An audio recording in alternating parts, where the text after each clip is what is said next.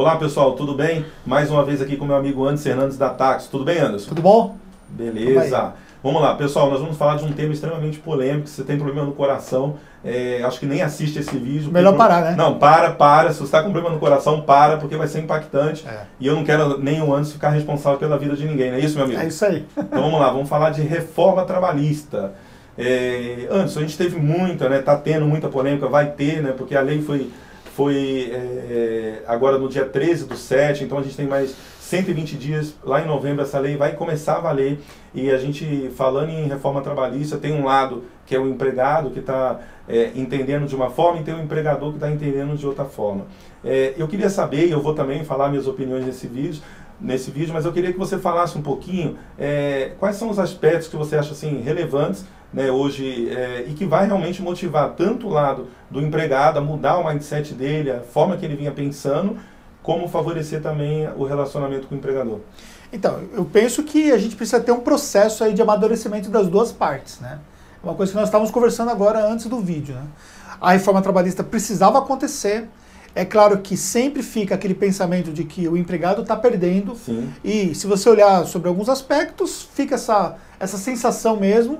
Mas você não pode simplesmente olhar pelo lado negativo em relação à reforma, porque na verdade ela também pode agregar muito para os empregados, para os profissionais que prestam serviços para as empresas, que é no sentido, por exemplo, de ter uma relação mais adequada de trabalho e ao mesmo tempo também ampliar essa questão mesmo do emprego, que hoje é um problema que nós temos hoje, que é o desemprego alto no país, né?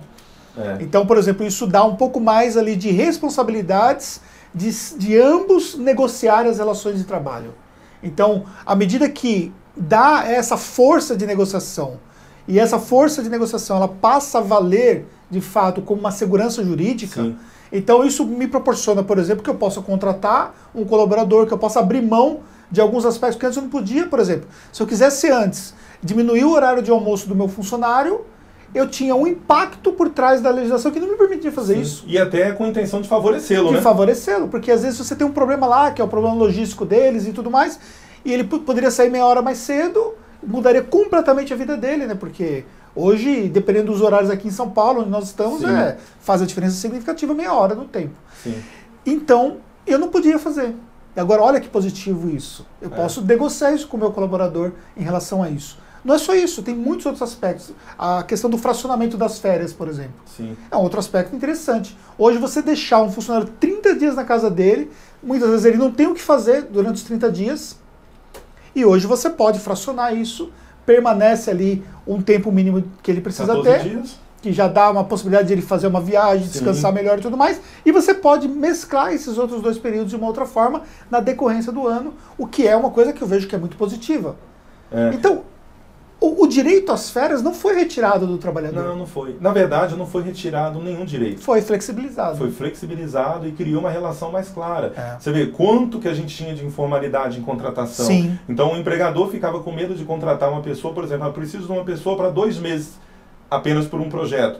Ele tinha dificuldade de contratar, porque ele não tinha uma flexibilidade legal. Ou seja, o trabalho intermitente, por exemplo, de poder contratar uma pessoa por períodos, né, que isso ajuda também. Sim. Às vezes a pessoa tem uma demanda, essa demanda vai variar bastante e há uma flexibilidade do quê? Dessa pessoa atuar também dentro dessa demanda.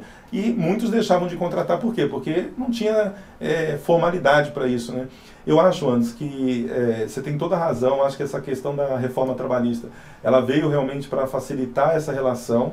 E tem casos, a gente teve um caso agora recente de um cliente, que para você ver como que chega também a visão do empregado, porque eu falo do empregador que não cumpre a legislação, que esse tem que ser punido, ele tem que pagar pelo erro dele, como o empregado também que muitas das vezes acaba agindo de má fé. Por exemplo, teve um cliente nosso, recentemente, que passou por uma situação bem engraçada. Tinha um funcionário, ele trabalhava lá na época por 1 ano, e só chegava atrasado, faltava, e aí esse empregador ia mandar essa pessoa embora, essa pessoa chorou e falou, olha, eu preciso do emprego, eu vou melhorar, eu vou dar o meu melhor, enfim, a pessoa deixou. Aí aconteceu depois de 2 anos e pouco, passou mais 1 ano, essa pessoa não melhorou, faltava, chegava atrasado, não tinha compromisso nenhum, aí a pessoa foi mandada embora. Ela mandou embora, pagou os direitos, inclusive tinha multa por causa da época do dissídio.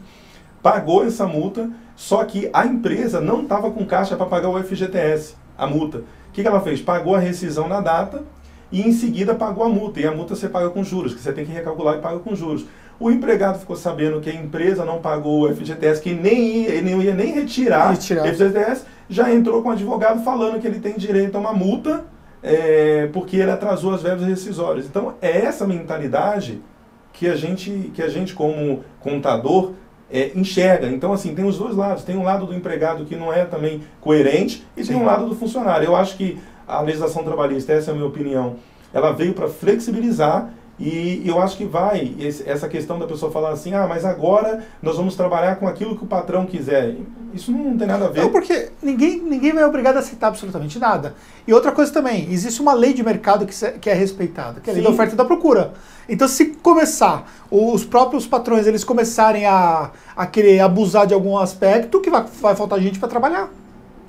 Entendeu? Então, eu não vejo em nenhum momento que eu vou aproveitar isso para poder tirar proveito dos meus colaboradores aqui dentro. Pelo contrário. Pelo contrário. Você agora, vai criar possibilidades de melhoria. Exatamente. Agora, as possibilidades de uma negociação individual, esse tipo de coisa, que essa nova reforma trouxe, eu vejo muito positivo. E aí são coisas que, assim que tiver disponível, a gente vai poder utilizar. Sim. Então, eu acho, pessoal, em resumo, eu vou pedir para ele finalizar o vídeo, mas em resumo é isso. Eu acho que a legislação trabalhista, ela mudou, ela precisava mudar para criar uma flexibilidade maior. E olha, detalhando, eu vejo muito, e se você quiser comentar no vídeo também, não tem problema nenhum, não estou se importando com isso, falar mal do que a gente está falando, mas a verdade é o seguinte, quem é o patrão que todo mundo fala hoje no Brasil? São pequenos empreendedores, as pessoas que têm 10, 15, 20 funcionários e que sofrem muitas das vezes muito mais do que o próprio empregado. Então, assim, essa coisa de é o patrão, você está falando de 3%, de 5% no máximo de empresas que representam as grandes empresas no Brasil. Então, pode finalizar aí, meu amigo. É isso aí. E tem que entender o seguinte, que com o desemprego, muitos desses que eram empregados se tornaram empregadores também. Criaram o seu próprio negócio e estão sentindo na pele o que é ser um empreendedor hoje no Brasil, que não é uma tarefa fácil. Então, quando você olha todo esse outro lado, você vê, por exemplo, que essas mudanças vão ajudar a flexibilizar melhor a questão da relação com o emprego. E eu vejo que você, que é empregado, que está assistindo esse vídeo, vai te ajudar para você ter melhores condições de conseguir o seu emprego, que com certeza é uma coisa necessária no nosso país. Então, pessoal, eu vou deixar o canal da Tactus aqui na descrição do vídeo, você pode acessar, conhecer o trabalho do Anderson. Se você gostou desse vídeo, dá joinha. Se você não gostou, porque você me ama, dá joinha a si mesmo, compartilha e vamos juntos aí ajudar empreendedores de todo o Brasil. Sucesso para vocês.